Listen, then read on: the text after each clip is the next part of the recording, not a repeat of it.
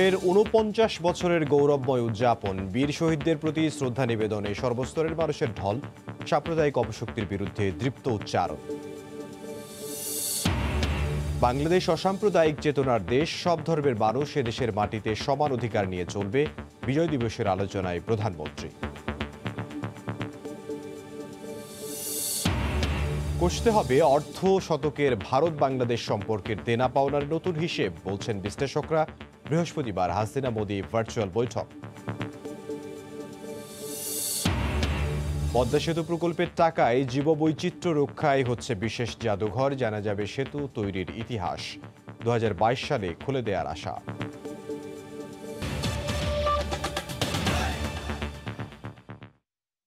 দেখছিলেন শিরোনাম। প্রবাসের সময় সঙ্গে আছে আমি ইমদাদুল হক। বিজয়ের ৪৯ বছর উদযাপনে বীর শহীদদের স্মরণ করল জাতি। সাভারের জাতীয় স্মৃতিসৌধে শ্রদ্ধাবনত জাতির পক্ষে ফুল দিয়ে শ্রদ্ধা জানানো হয় রাষ্ট্রীয়ভাবে। রাষ্ট্রপতি ও প্রধানমন্ত্রীর অনুপস্থিতিতে তাদের সামরিক সচিবরা শ্রদ্ধা জানান। এ সময় আওয়ামী লীগ সাধারণ সম্পাদক ওবায়দুল কাদের বলেন, স্বাধীনতা ও মুক্তিযুদ্ধের প্রশ্নে কোনো আপোষ নেই। এর আগে বুধবার ভোরে জাতীয় প্যারেড স্কোয়ারে তোপধ্বনিতে শুরু হয় বিজয়ের আনুষ্ঠানিকতা। সালাউদ্দিন ডিয়ার ক্যামেরায় বিস্তারিত জানাচ্ছেন দেবাশিস রায়। কুয়াশা ঢাকা বিজয়ের ভোরে শ্রদ্ধাবনত জাতির পক্ষে স্বাধীন ভূখণ্ডের কারিগরদের ফুল দিয়ে শ্রদ্ধা জানান রাষ্ট্রপতি ও প্রধানমন্ত্রীর সামরিক সচিব। বিউগলের সুরে জানানো হয় রাষ্ট্রীয় সম্মাননা। এরপর মুক্তিযোদ্ধাদের পক্ষে শ্রদ্ধা জানান মুক্তিযুদ্ধ বিষয়ক মন্ত্রীসহ মন্ত্রিসভার বেশ কজন সদস্য। এবারের বিজয় দিবস এসেছে মহামারীকালে, সংক্রমণ সতর্কতায়, তাই স্পিকার, প্রধান বিচারপতি সহ রাষ্ট্রের ঊর্ধ্বতন কর্মকর্তাদের অনুপস্থিতিতে শ্রদ্ধা জানান তাদের প্রতিনিধিরা। তবে ঢাকা দক্ষিণ সিটি কর্পোরেশনের মেয়র সহ সশরীরে শ্রদ্ধা জানিয়েছেন আওয়ামী লীগের কেন্দ্রীয় নেতারাও। সাম্প্রদায়িক সেই বীর বৃক্ষকে আমরা সমূলে উৎপাদিত করব। মুক্তিযুদ্ধের মূল্যবোধ, স্বাধীনতার আদর্শ, এই প্রশ্নে আমরা কোনো আপোষ করব না।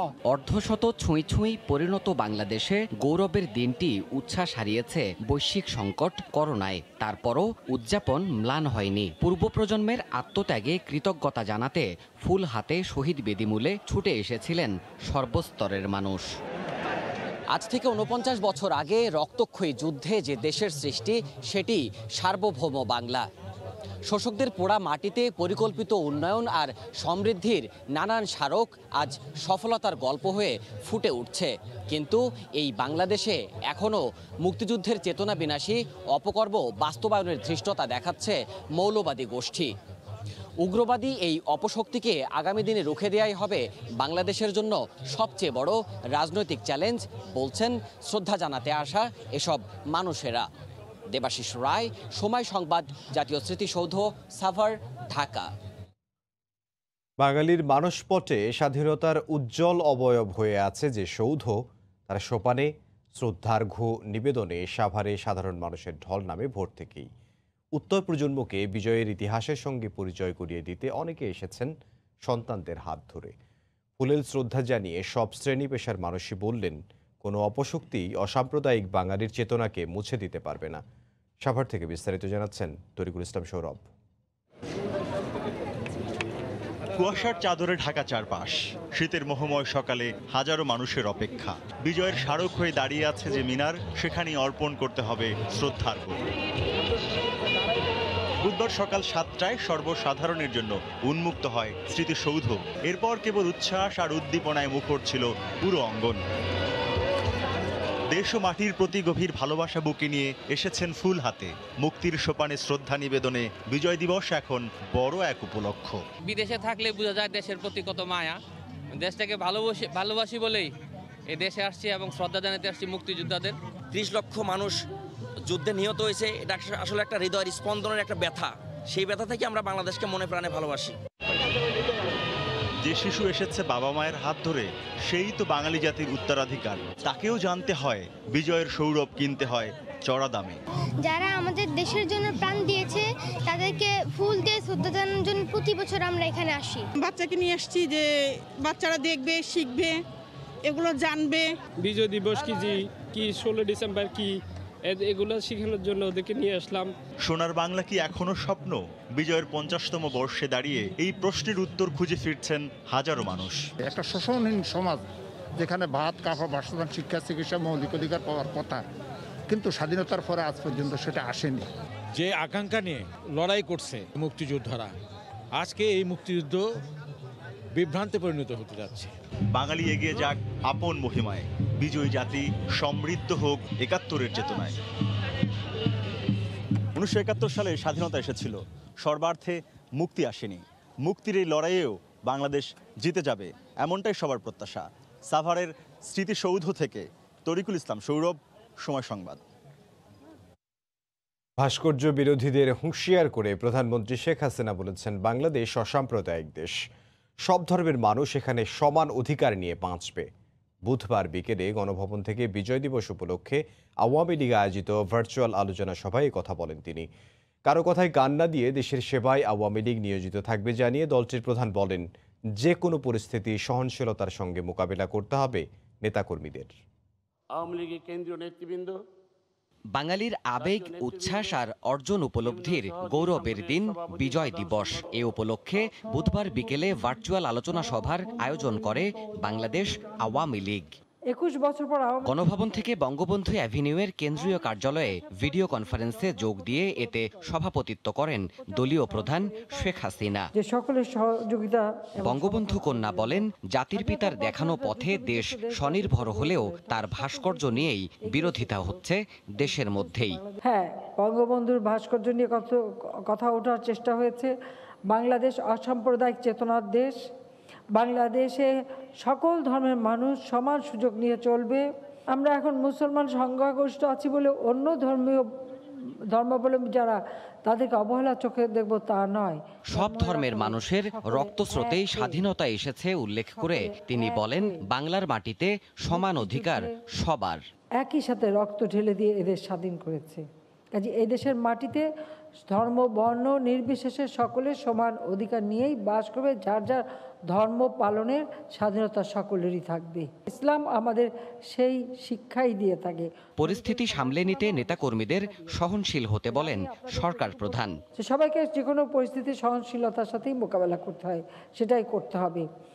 আর কে কি বললো না বললো সেগুলি শোনার থেকে আমরা কতটুকু দেশের জন্য করতে পারলাম সেটি আমাদের চিন্তায় থাকবে।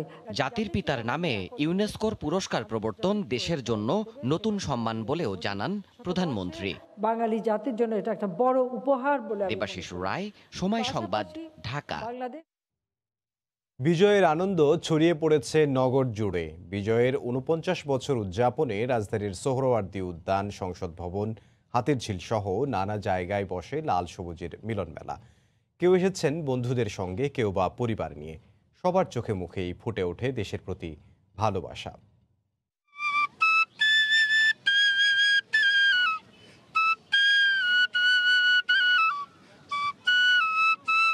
বিজয় বুঝি এমনই, অবাধ স্বাধীনতা, বাঁধ ভাঙা উচ্ছ্বাস আর উল্লাস, লক্ষ্যহীন ঘুরে বেড়ানো, ছুটে চলা।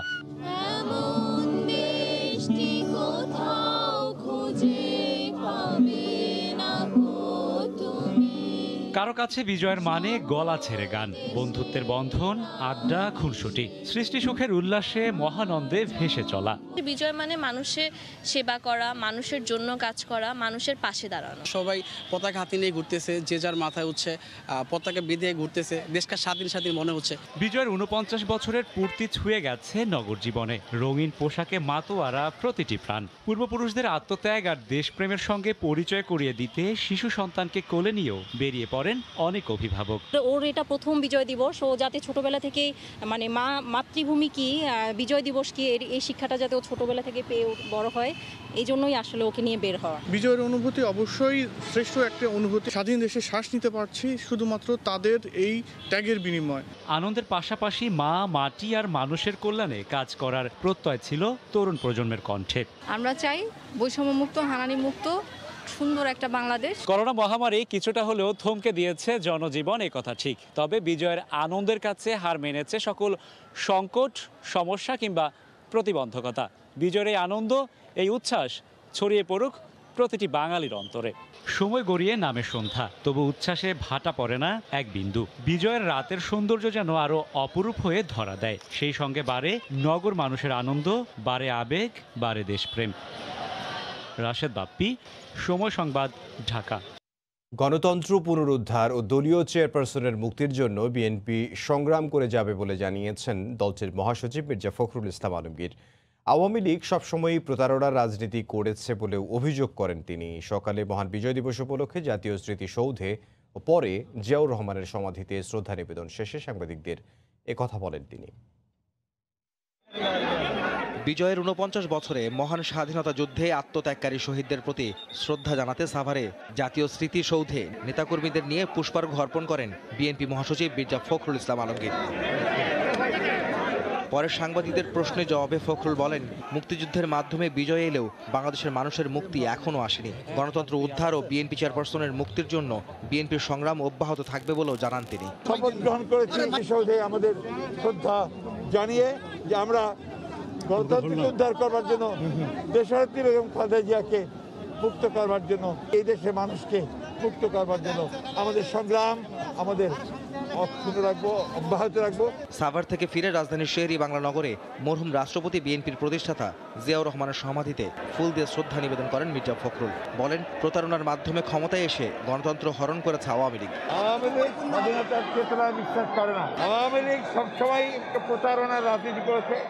তারা মুখে গণতন্ত্রের কথা বলেছে, কিন্তু কাজে তারা স্বৈরতন্ত্র প্রতিষ্ঠা করতে চেয়েছে এবং এখন সম্পূর্ণ অনৈতিকভাবে, বেআইনিভাবে তারা ক্ষমতা দখল করে বসে। জনগণকে সঙ্গে নিয়ে আন্দোলন চালিয়ে যাওয়ার ঘোষণা দেন বিএনপির এই শীর্ষ নেতা। আহমেদ সালেহীন, সময় সংবাদ, ঢাকা। সব ধরনের অপরাজনীতি মোকাবিলা করে দলের নেতাকর্মীদের মধ্যে ঐক্য গড়ে তোলার আহ্বান জানিয়েছেন অ্যাডভোকেট কামরুল ইসলাম এমপি। বুধবার বিকেলে কেরানীগঞ্জ মডেল থানা আওয়ামী লীগ আয়োজিত বিজয় দিবসের অনুষ্ঠানে তিনি নেতাকর্মীদের এ আহ্বান জানান। করোনাকালে দেশের অর্থনীতি শক্তিশালী অবস্থানে আছে জানিয়ে তিনি বলেন, নিজস্ব অর্থায়নে পদ্মা সেতু বাস্তবায়ন তার অন্যতম দৃষ্টান্ত। আহ্বায়ক কমিটির মেয়াদ দীর্ঘায়িত না করে শিগগিরই পূর্ণাঙ্গ কমিটি গঠনেরও নির্দেশ দেন তিনি। বিজয় দিবসের আলোচনা কেরানীগঞ্জ মডেল থানা আওয়ামী লীগের আহ্বায়ক ইউসুফ আলী চৌধুরী সেলিম ও যুগ্ম আহ্বায়ক আলতাফ হোসেন বিপ্লব সহ সহযোগী সংগঠনের নেতাকর্মীরা উপস্থিত ছিলেন।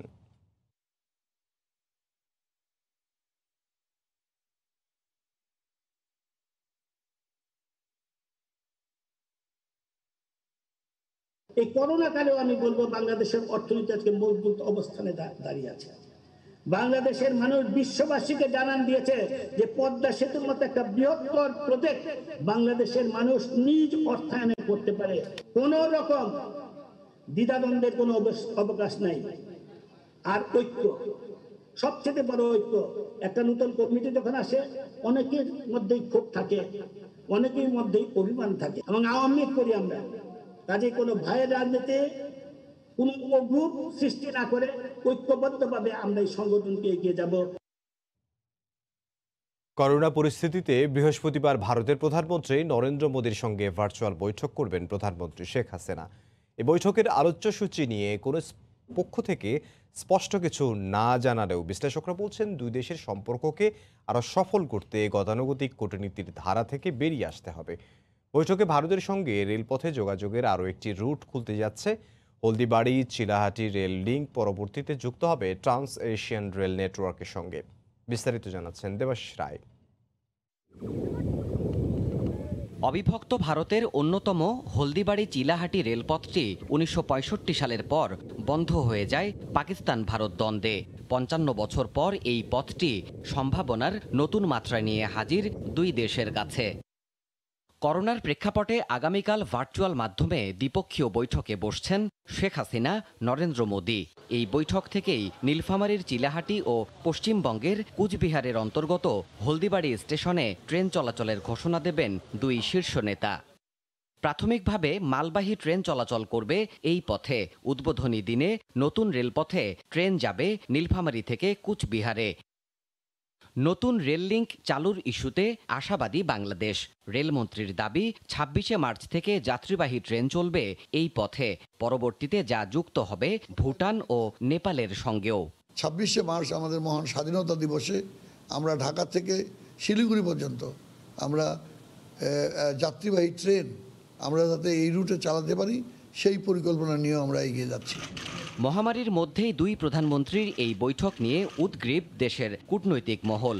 সাবেক এই পররাষ্ট্র সচিব মনে করেন দ্বিপক্ষীয় সম্পর্কের 50 বছরে প্রয়োজন দেনা পাওনার নতুন হিসেব কষা।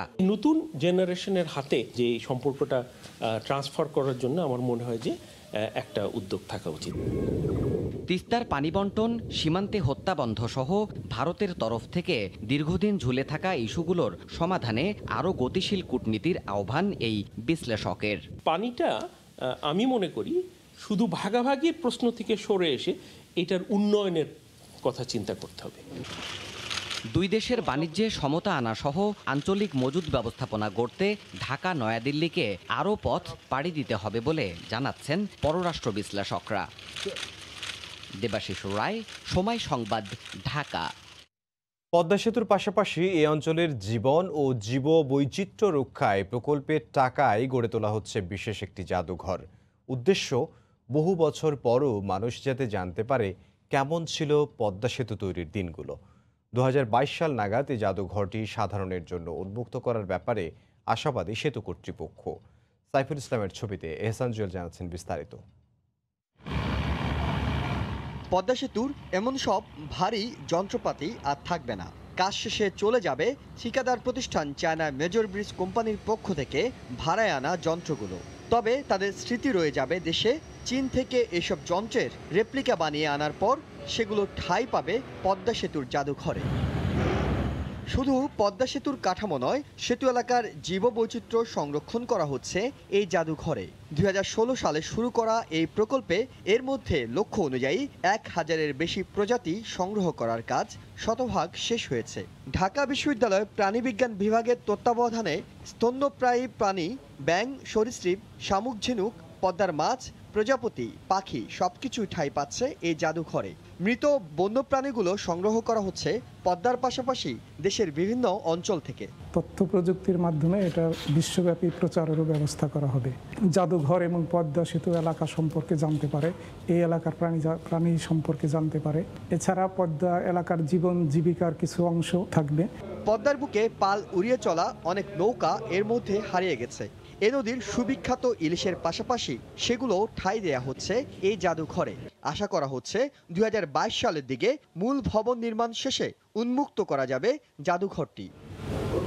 একসময় অনেক কিছুই হয়তো হারিয়ে যাবে, তবে পদ্মার জীবন আর এখানকার ইতিহাসের সাক্ষী হয়ে থাকবে এই জাদুঘর। এহসান জুয়েল, সময় সংবাদ, মাওয়া, মুন্সিগঞ্জ। আল্লামা শফিকে পরিকল্পিতভাবে হত্যার অভিযোগ তুলে আবারও বিচার বিভাগীয় তদন্তের দাবি জানিয়েছেন হেফাজতে ইসলামের সাবেক যুগ্ম মহাসচিব আল্লামা মুফতি ফয়জুল্লাহ। বুধবার দুপুরে চট্টগ্রাম প্রেস ক্লাবে এক অনুষ্ঠানে এ দাবি করেন তিনি। চক্রান্তকারীদের তথ্য আছে বলেও দাবি করেন এই হেফাজত নেতা। শাইখুল ইসলাম আল্লামা শাহ আহমদ শফি রহমতুল্লাহি আলাইহির এই শাহাদতের মৃত্যু এটা স্বাভাবিক মৃত্যু ছিল না। এই অস্বাভাবিক মৃত্যুর বিচার বিভাগীয় তদন্ত করতে হবে। কারা হাটহাজারীতে চক্রান্ত করেছে, কারা চট্টগ্রাম শহরে চক্রান্ত করেছে, কোথায় কোথায় বৈঠক হয়েছে সব আমরা জানি, সব তথ্য আমাদের কাছে আছে।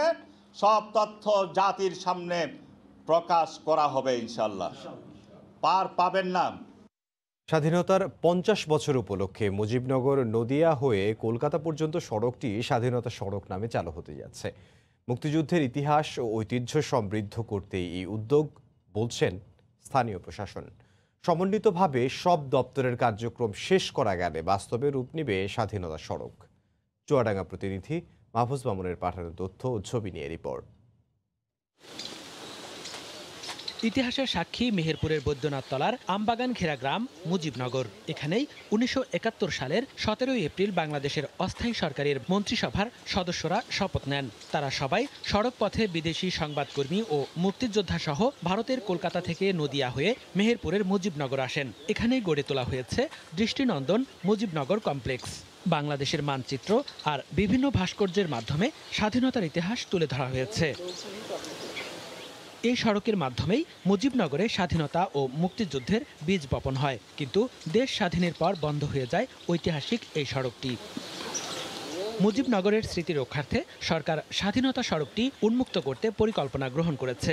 কাস্টমস সহ অন্যান্য স্টেক হোল্ডার যে সকল দপ্তরগুলো আছে সেই সকল দপ্তররা এখানে সমীক্ষা চালাচ্ছে।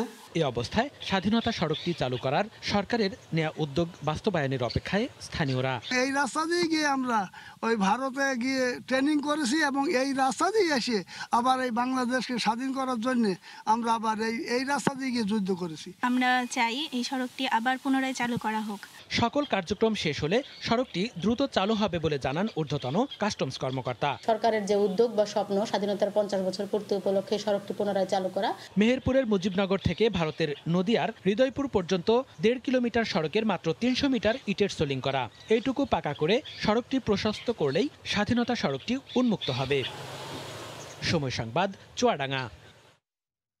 বিশ্বের দীর্ঘতম সমুদ্র সৈকত কক্সবাজারে উন্মোচন করা হলো বঙ্গবন্ধুর বালু ভাস্কর্য। বলা হচ্ছে এটি বিশ্বে বঙ্গবন্ধুর প্রথম এবং বড় বালুর ভাস্কর্য। বিজয়ের এই দিনে বঙ্গবন্ধুর এই ভাস্কর্য উপভোগ করেছেন ভ্রমণে আসা পর্যটক সহ বিভিন্ন শ্রেণী পেশার মানুষ।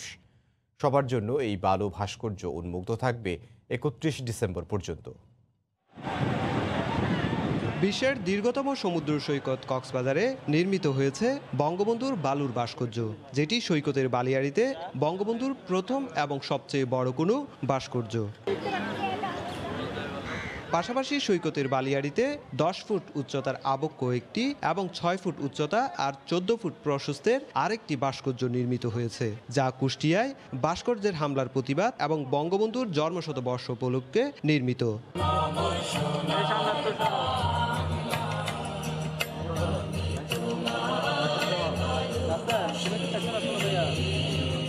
বিজয়ের এই দিনে জাতীয় সঙ্গীত পরিবেশনের মাধ্যমে পর্যটক সহ সকলের জন্য উন্মুক্ত করা হয়। বাংলাদেশ মানেই হলো বঙ্গবন্ধু, বঙ্গবন্ধু মানেই বাংলাদেশ। বালিয়াড়িতে বঙ্গবন্ধুর ভাস্কর্য দেখে অনেক উৎসাহিত হয়েছি।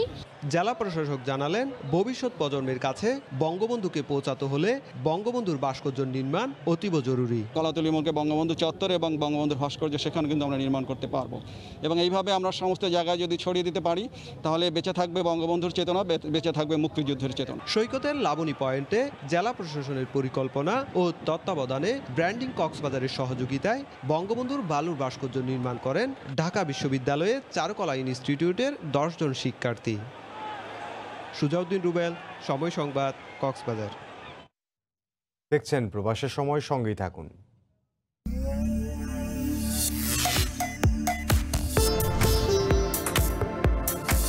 দেশের একমাত্র ভিডিও সম্বলিত নিউজ পোর্টাল www.সময়news.tv। দেখছেন প্রবাসের সময়। জানাবো দেশের বাইরের খবর। বাংলাদেশের মুক্তিযুদ্ধের 50 বছরকে স্মরণীয় করতে আগামী বছর বিজয় বর্ষ উদযাপনের ঘোষণা দিয়েছে ভারতীয় সেনাবাহিনী। একই সঙ্গে দেশটিতে নানা আয়োজনে বিজয় দিবস উদযাপন করা হচ্ছে। ভারতীয় সেনাবাহিনীর আমন্ত্রণে বাংলাদেশ থেকে মুক্তিযোদ্ধা, প্রাক্তন ও বর্তমান সেনাবাহিনীর সদস্য এবং তাদের পরিবারের সদস্যরাও বিজয় দিবসের অনুষ্ঠানে রাষ্ট্রীয় অতিথি হিসেবে যোগ দিয়েছেন। মুক্তিযুদ্ধে শহীদ ভারতীয় সেনাদের প্রতি শ্রদ্ধা জানিয়েছেন প্রধানমন্ত্রী নরেন্দ্র মোদীও। বিস্তারিত জানাচ্ছেন সুব্রত আচার্য।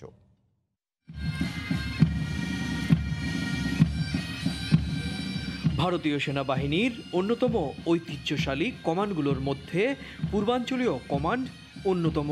কেননা এই কমান্ড থেকেই বাংলাদেশের মুক্তিযুদ্ধে কাঁধে কাঁধ মিলিয়ে যুদ্ধ করেছিল ভারত। সেই স্বাধীনতার যুদ্ধে বাংলাদেশের বীর মুক্তিযোদ্ধাদের সঙ্গে ভারতীয় বীর সেনারাও শহীদ হয়েছিলেন।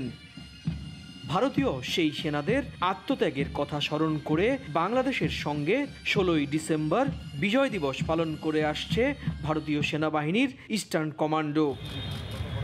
ভারতীয় সেনাবাহিনীর পূর্বাঞ্চলীয় কমান্ডের প্রধান অনিল চৌহান ও বাংলাদেশের 59 সদস্যের প্রতিনিধি দলের নেতা মুক্তিযোদ্ধা আলী মোশাররফ, কলকাতা পুলিশের কমিশনার অনুজ শর্মা ও প্রাক্তন সেনাপ্রধান জেনারেল শঙ্কর রায়চৌধুরী সহ অনেকেই শহীদ বীর সেনাদের প্রতি শ্রদ্ধা জানান।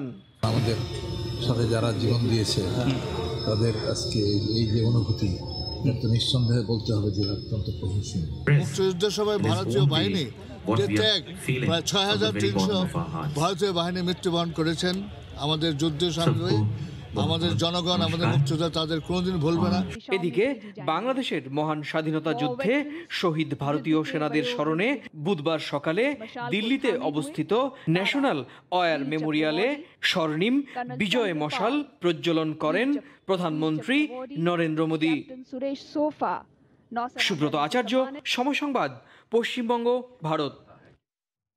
এদিকে কলকাতার বাংলাদেশ উপ হাইকমিশন দুদিনব্যাপী বিশেষ অনুষ্ঠানের আয়োজন করেছে। প্রথম দিন চিত্র প্রদর্শনী ছাড়াও ছিল উপ হাইকমিশনের কর্মকর্তা ও কর্মচারীদের পরিবেশনায় নানা অনুষ্ঠান।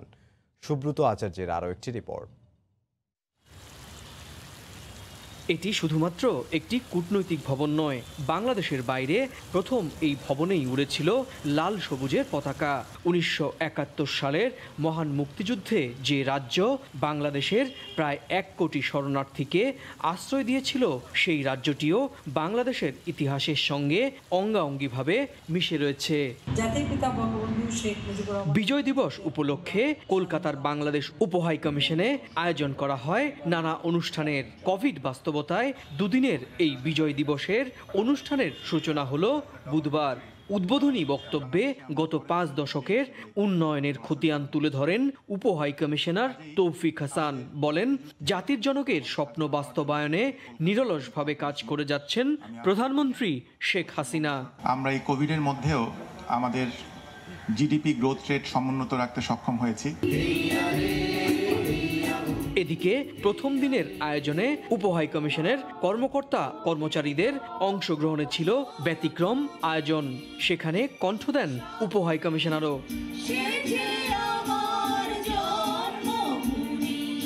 এছাড়াও এই আয়োজনে গুরুত্বপূর্ণ জায়গা পেয়েছে বঙ্গবন্ধুর চিত্র প্রদর্শনী। জাতির জনকের পাশাপাশি সেখানে মহান মুক্তিযুদ্ধের নানা চিত্র স্থান পেয়েছে। সুব্রত আচার্য, সময় সংবাদ, পশ্চিমবঙ্গ, ভারত। যথাযথ মর্যাদায় বিশ্বের বিভিন্ন দেশে উদযাপিত হয়েছে মহান বিজয় দিবস, যারা আয়োজন করে স্থানীয় বাংলাদেশ দূতাবাস ও প্রবাসী বাংলাদেশিরা। প্রতিনিধিদের পাঠানো তথ্য ছবি নিয়ে রিপোর্ট। কাতারে যথাযোগ্য মর্যাদায় মহান বিজয় দিবস উদযাপন করা হয়েছে। বাংলাদেশ দূতাবাসের উদ্যোগে বুধবার সকালে দূতাবাস প্রাঙ্গণে জাতীয় পতাকা উত্তোলনের মাধ্যমে অনুষ্ঠানের সূচনা করা হয়। লাল সবুজের পতাকা উত্তোলন করেন রাষ্ট্রদূত মোহাম্মদ জসিমউদ্দিন। কুয়েতেও উদযাপিত হয়েছে মহান বিজয় দিবস। এ উপলক্ষে কুয়েতে বাংলাদেশ দূতাবাস বিভিন্ন অনুষ্ঠানমালার আয়োজন করে। কুয়েতে যে দূতাবাস আছে, এই দূতাবাসে আমরা বঙ্গবন্ধু কর্নারটা উদ্বোধন করেছি। এখানে বঙ্গবন্ধু জীবন সম্বলিত অনেক ছবি আছে, যা আমাদের মহান নেতাকে বিশ্বের দরবারে পরিচিত করে দেবে। এতে রাষ্ট্রপতি, প্রধানমন্ত্রী ও পররাষ্ট্রমন্ত্রীর বাণী পাঠ করে শোনানো হয়। আলোচনায় রাষ্ট্রদূত মেজর জেনারেল মোহাম্মদ আশিকুজ্জামান বক্তব্য রাখেন। মালয়েশিয়ায় বাংলাদেশ হাইকমিশন যথাযোগ্য মর্যাদায় বিজয় দিবস উদযাপন করেছে। হাইকমিশনের প্রথম সচিব তাহমিনা ইয়াসমিনের অনুষ্ঠান সঞ্চালনায় সভায় সভাপতিত্ব করেন রাষ্ট্রদূত মোহাম্মদ গোলাম সারওয়ার। জার্মানির বার্লিনে বাংলাদেশ দূতাবাসের উদ্যোগে উদযাপিত হয়েছে বিজয়ের 49তম বার্ষিকী। বিজয় দিবসের বাণী পাঠ করেন দেশটিতে নিযুক্ত রাষ্ট্রদূত মোশাররফ হোসেন ভূঁইয়া সহ দূতাবাসের অন্যান্য কর্মকর্তারা। বক্তব্য রাখেন নর্দাইন ওয়েস্টফালেন অঙ্গরাজ্যের অনারারি কনসাল হাসনাত মিয়া সহ জার্মান ও বার্লিন আওয়ামী লীগের নেতারা। 1 ইঞ্চি জমিও ফেলে রাখা যাবে না। কিছুদিন লকডাউন ছিল, পরবর্তী সময়ে উনি আবার বলেছেন যে জীবন ও জীবিকার জন্য আমাদের কলকারখানাও খুলে দিতে হবে এবং কাজকর্ম করতে হবে। 1971 সালে 9 মাসব্যাপী রক্তক্ষয়ী স্বাধীনতা যুদ্ধের মাধ্যমে আমরা এই ঐতিহাসিক বিজয় অর্জন করেছি। বক্তারা এই সময় বঙ্গবন্ধুর গড়া সোনার বাংলাকে আরও এগিয়ে নিতে প্রধানমন্ত্রী শেখ হাসিনাকে সমর্থন দিয়ে যাওয়ার আহ্বান জানান। সৈয়দ ইফতেখার, সময় সংবাদ। করোনায় একসঙ্গে অনেকের এক জায়গায় মিলিত হওয়ার বিধি নিষেধ থাকায় বিজয় দিবস উপলক্ষে আয়ারল্যান্ডে অনলাইনে চিত্রাঙ্কন প্রতিযোগিতার আয়োজন করে বাংলা পাঠশালা। প্রথমবারের মতো এই আয়োজন সাড়া ফেলেছে ব্যাপক। বিস্তারিত জানবো সৈয়দ জুয়েলের রিপোর্টে। 1 মাস হতে চলল আয়ারল্যান্ডে বাংলা পাঠশালার যাত্রা। অনলাইনে পরিচালিত স্কুলটির জন্যই দেশটিতে যে শিশুরা বাংলা অক্ষর জানত না, তারা এখন বর্ণমালাগুলো বলতে পারে, লিখতেও পারে। মহান বিজয় দিবস উপলক্ষে বাংলা পাঠশালার আয়োজনে শিশুদের মাঝে চিত্রাঙ্কন প্রতিযোগিতায় শিশুরা বেশ আগ্রহ নিয়েই জমা দেয় বাংলাদেশকে নিয়ে আঁকা নানা ছবি। ছবিতে ফুটে উঠেছে বিজয় নিয়ে কোমলমতি শিশুদের ভাবনা। একটি বাংলাদেশ তুই তুমি জাগ্রত জনতার বিস্ময়, তুমি আমার অহংকার। সবাইকে বিজয়ের শুভেচ্ছা। বাংলা আমার ভালোবাসা, বাংলা আমার গর্ব। সবাইকে বিজয় দিবসে শুভেচ্ছা। ভালো থেকে বাংলাদেশ। এরকম আয়োজনে এখানে বেড়ে ওঠা ছেলেমেয়েদের মাঝে দেশের ইতিহাস সংস্কৃতি সম্পর্কে স্বচ্ছ ধারণা জন্মাবে বলে মনে করেন বাংলা পাঠশালার এই শিক্ষিকা। প্রবাসে আমাদের বাচ্চারা যে আবহে বড় হয়, সেখানে বাংলাদেশ সম্পর্কে, বাংলা ভাষা, ইতিহাস, সংস্কৃতি সম্পর্কে জানার সুযোগ খুব কম পায়। এই জায়গায় আয়ারল্যান্ডের বাংলা পাঠশালা একটি গুরুত্বপূর্ণ ভূমিকা পালন করছে। অভিভাবকরাও খুশি বিজয় দিবস উদযাপনের এ আয়োজনে। তাদের দাবি প্রতি বছর আরো বড় পরিসরে করা হোক এই আয়োজন। মহান বিজয় দিবস উপলক্ষে বাংলা পাঠশালা যে চিত্রাঙ্কন প্রতিযোগিতার আয়োজন করেছে তা সত্যিই প্রশংসনীয়। এই ধরনের আয়োজন আমাদের বিদেশের মাটিতে ভবিষ্যৎ প্রজন্ম স্বাধীনতা সংগ্রাম সম্পর্কে আরো ভালো ধারণা পাবে। তো আমি এটাই আশা করব যে বাংলা পাঠশালা এই ধরনের আরো আয়োজন করবে। এদিকে আয়োজকরাও জানিয়েছেন দেশের বিভিন্ন দিবসে শিশুদের নিয়ে নানা প্রতিযোগিতার আয়োজনে সবসময় এগিয়ে থাকবেন তারা। লাখো শহীদের রক্তের বিনিময়ে অর্জিত এই লাল সবুজের পতাকা বিদেশের মাটিতে আমাদের পরবর্তী প্রজন্মের মাঝে আমাদের গৌরবোজ্জ্বল ইতিহাস জানাতে এরকম চিত্রাঙ্কন প্রতিযোগিতা দেশের প্রতি মায়া, মমতা ও ভালোবাসায় উদ্বুদ্ধ করবে, এমনটাই চাওয়া। সৈয়দ জুয়েল, সময় সংবাদ, আয়ারল্যান্ড।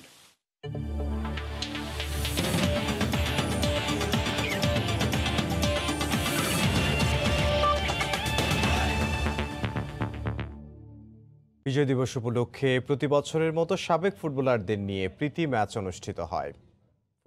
বাফুফের টার্ফে নকিব, রূপু, কাঞ্চনের সবুজ দলকে ৩-০ গোলে হারিয়েছে কায়সার হামিদ, আলফাজ, মিন্টুর লাল দল। বিজয়ের দিনে এমন আয়োজনে অংশ নিতে পেরে উচ্ছ্বসিত সাবেকরা। প্রত্যাশা, বিজয়ের শপথে দৃঢ় প্রত্যয়ে এগিয়ে যাবে দেশের ফুটবল। বিজয়ের দিনে বাফুফের টার্ফ অন্য আলোয় আলোকিত। পৌষের পড়ন্ত বিকেলে সাবেকদের মিলন মেলায় যেন পশ্চিম গগনের সূর্যটা আরো রঙিন হয়ে ওঠে। প্রতি বছরের মতো এবারও প্রীতি ম্যাচে অংশ নেয় সাবেক তারকা ফুটবলাররা। ১৬ ডিসেম্বরের বিজয়ের রঙিন আভা নিজেদের মধ্যে ভাগ করে নিতে এতটুকু কার্পণ্য করেননি নকিব, কায়সার হামিদ, কানন, মিন্টুরা। লাল দল, সবুজ দল দুই ভাগে ভাগ হয়ে মাঠে নামেন সাবেকরা। প্রীতি ম্যাচে নকিব, কাঞ্চনের সবুজ দলকে ৩-০ গোলে হারিয়েছে কায়সার হামিদ, আলফাজদের লাল দল। প্রতি বছরের মতো এবারও প্রীতি ম্যাচের লড়াইটা বেশ জমে ওঠে। প্রথমার্ধে ১-০ গোলে এগিয়ে যায় লাল দল। বিরতির পরও দাপুটে ফুটবল খেলে মাসুদ রানা, আরমান মিয়ারা। শেষ পর্যন্ত ৩-০ গোলের দারুণ জয়ে উল্লাসে মেতে ওঠে লাল দল। প্রীতি ম্যাচে অংশ নিয়ে দারুণ উচ্ছ্বসিত নকিব, আলফাজ, রূপুরা। অনেকদিন আগে যারা আমরা একসাথে খেলতাম ওদের সাথে সবসময় দেখা হয় না।